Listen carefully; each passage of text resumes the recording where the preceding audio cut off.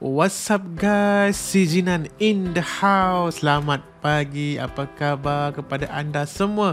Selamat kembali ke sesi podcast saya untuk episod yang pertama. Okay. Terima kasih kerana masih lagi setia bersama dengan saya. Dan kepada anda yang baru saja bersama dengan saya untuk sesi podcast untuk episod pertama ini, selamat datang sekali lagi saya ucapkan. Anda semua dalam siri anda buntu, biar saya bantu. Okay.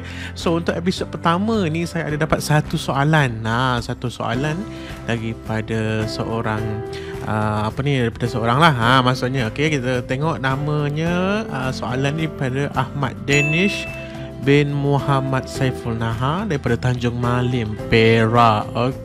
So soalan yang ditanyakan kepada saya adalah, cikgu, bagaimana saya nak memberanikan diri untuk bercakap di hadapan semua orang? Sebagai contohnya adalah contohnya seperti bercakap di perhimpunan.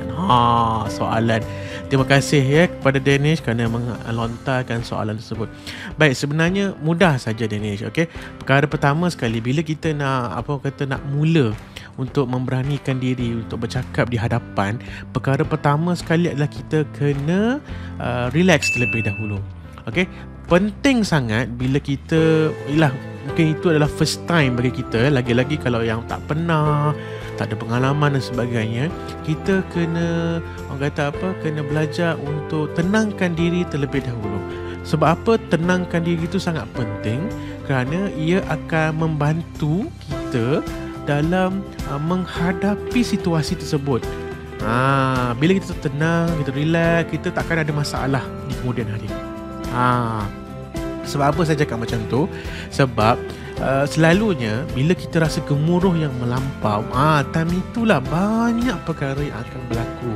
Sebagai contohnya, kita akan tersilap cakap kan, tersasul dan sebagainya. Dan bila berlakunya situasi begitu, maksudnya tersasul dan sebagainya, time itulah nanti akan menyebabkan kita akan rasa gemuruh tu semakin tinggi. Dan kita akan semakin berdebar-debar. Sebab apa? Sebab time itulah orang semua memandang kita. Kalau ni dalam konteks kalau kata macam soalan Danish tadi adalah dia kata untuk bercakap di hadapan sebagai contohnya perhimpunan, di mana ramai orang sedang melihat kita. Dia berbeza dengan kita yang bercakap depan-depan, bercakap macam saya ni kan, depan kamera dan sebagainya, itu berbeza. Jadi bila berhadapan dengan orang makhluk hidup, jadi dia banyak perkara, ada banyak mata memandang. Jadi itu menyebabkan kesukaran sebenarnya. Jadi perkara pertama ialah kita relax. Kita relax dahulu, tenang, jangan gabra, jangan terlampau mengikutkan perasaan gemuruh tu sangat. Yang keduanya adalah pastikan anda telah bersedia dengan lebih awal lagi. Sebagai contoh, kalau anda perlu bercakap tentang apa-apa subjek di hadapan rakan-rakan anda, terutama contohnya di perhimpunan, maka anda mesti telah pun membuat persiapan yang rapi. Maksudnya anda sendiri telah pun mesti ada teks, mesti ada pernah buat homework untuk melihat, untuk nak baca dan dapat dan sebagainya. Betul? Mesti ada benda tersebut. Ini penting. Sebab apa? Kalau kita tak ada persiapan yang rapi, itu yang akan jadi gabra tu, itu yang jadi gemuruh yang melampau. Sebab apa? Kita tak bersedia. Sebab itu kita kan perlu sangat untuk pastikan persiapan itu sangatlah penting. Yang ketiga, saya bagi tiga tips dululah. Yang ketiga, pastikan kita telah pun praktis lebih awal. Sebab itu pentingnya sebelum kita bercakap ke depan kan, kita pergi cari satu cermin, kita carilah, tak kisahlah, ataupun kalau tak ada cermin sekalipun, kita try practice buat latihan di hadapan orang yang kita selesa. Sebagai contoh, adik-beradik kita, ibu bapa kita, atau siapa saja boleh bantu untuk praktis bersama.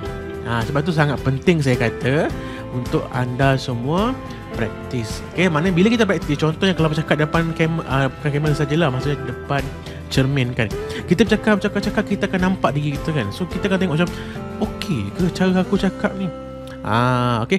Ataupun boleh tambah satu lagi tips, iaitu bila bercakap, bila praktis tu, jangan lupa rakam. Dan bila selepas praktis, kamu tengok semula. Dan bayangkan kalau ada rakan-rakan lain atau orang lain melihat kita, agak-agak okey tak? Kalau kita sendiri bila tengok rakan kita, cakap bahasa tu slow sangat lah, suara tu slow sangat, ataupun pakaian tak okey dan sebagainya, kat situ kita akan buat improvement. Mana kita akan perbaiki mana yang kurang. Jadi apa maksudnya? Maksudnya kita sendiri nampak daripada perspektif orang lain apa benda yang perlu kita tingkatkan. Okay? So saya harap dengan tips-tips yang saya berikan ini, terutama tentang soalan yang ditanyakan oleh Danish dia, berkenaan macam mana nak beranikan diri untuk bercakap di hadapan orang, sebenarnya mudah saja.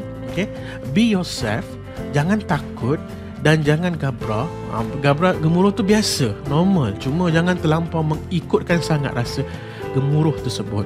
Okay, jadi apa yang penting adalah anda bersedia. Anda bersedia dengan lebih awal, insya-Allah semuanya on the track. Semuanya akan ikut apa yang telah pun dirancangkan. Jadi tak perlu risau sangatlah, insya-Allah. Dan practice make a perfect kan, orang kata kan. So practice dengan baik, insya-Allah anda akan dapat menjadi seorang, orang kata, boleh melaksanakan tugas untuk bercakap di hadapan rakan-rakan dengan baik. Okey? Baik, itu saja perkongsian saya untuk hari ini, dan saya harap perkongsian saya itu tersebut dapat membantu Danish untuk memperbaiki, improvekan diri dia. Dalam masa yang sama, kepada para pendengar, kepada para penonton sekalian, di YouTube channel saya maupun di Spotify, jika ia sangat membantu anda untuk improve diri anda, maka ia satu kebaikan kepada semua orang. Saya harap perkongsian saya ini dapat membantu anda semua untuk jadi lebih baik lagi di masa akan datang, sama ada kepada diri kamu ataupun kepada orang lain. Sekian, wabillahi taufiq wal hidayah. Assalamualaikum warahmatullahi wabarakatuh. Jumpa lagi dalam episod yang seterusnya. Bye bye.